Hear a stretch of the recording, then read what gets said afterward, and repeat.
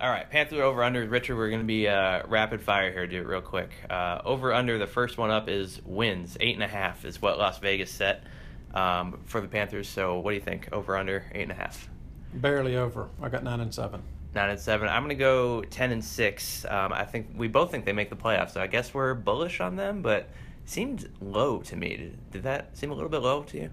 Well, I think a lot of it has to do with the unsettled nature of the entire conference, because when I made my preseason picks, I think I've got all of my playoff teams. The split is only 2 games. I've got 9-7 as a 6 seed and 11-5, I believe, has got as a 1 seed. So I think there's an awful lot of balance in the National Football Conference this season. Definitely. Pro Bowlers over under 7.5. They had 10 2 years ago. Last year only 5.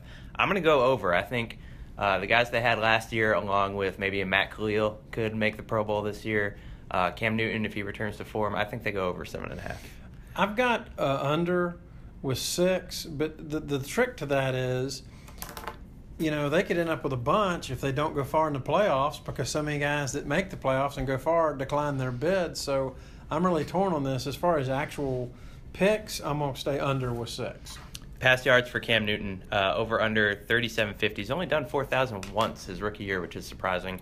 I'm going to go over. I think he throws the ball a little bit more, checks down, and doesn't tuck and run as much. I think the pass yards go up. Maybe the rush yards and rush touchdowns go a little bit down. I do not disagree with your logic. I'm still going under, but not by much. 3,600, I think. Ron Rivera and the offensive strategy of Mike Shula is to run the football more. So I just think that's going to be a tad under, and also our next over-under might have something to do with that as well. Games missed for Cam Newton is the next one.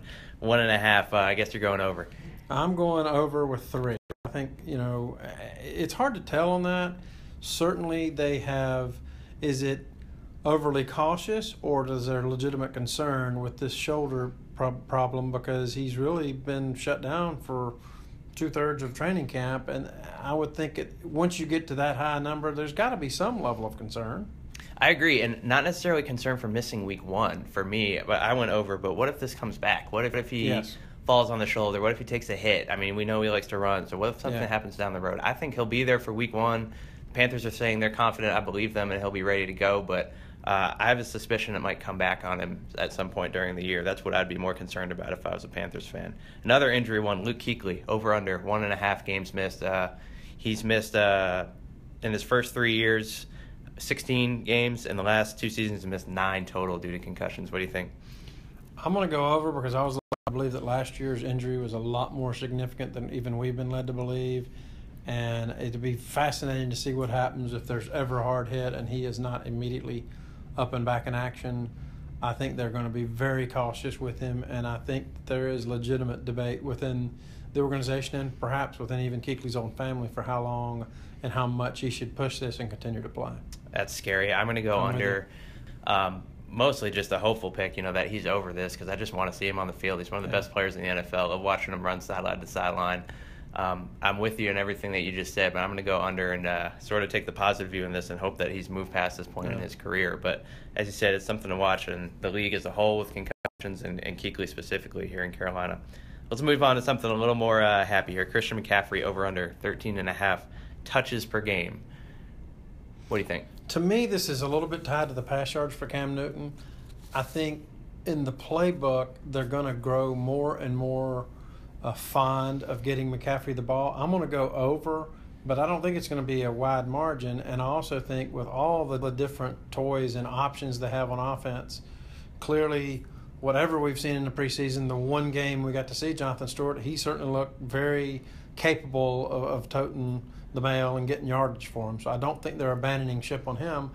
But clearly I think Rivera and Shula are absolutely intrigued by the extraordinary number of possibilities that McCaffrey gives them, and I think they'll try to give him as many touches as possible. And kind of the wild card in all of this may well be how much or how little he's involved in special teams game and the kickoff and punt returns, because obviously, as we saw previously with Steve Smith, he was a great punt returner, but do you really want to burn up your best receiver as a punt returner, and they picked their spots with that as he got older and more experienced with the Panthers. I kind of feel like we'll see a little bit of that with McCaffrey. I'm going under. You brought up Jonathan Stewart in that answer. I think he plays more of a role than we expect. I know McCaffrey's the new toy, Samuel's the new toy. Everybody's focusing on them because they were taken in the draft and they're new. But Stewart's been here for a long time. He's still capable of doing the work, and you extend McCaffrey's shelf life as a good running back if you ease him in. So I'm going under. Still think he'll be effective, but I think Stewart plays a bigger role than some people are thinking.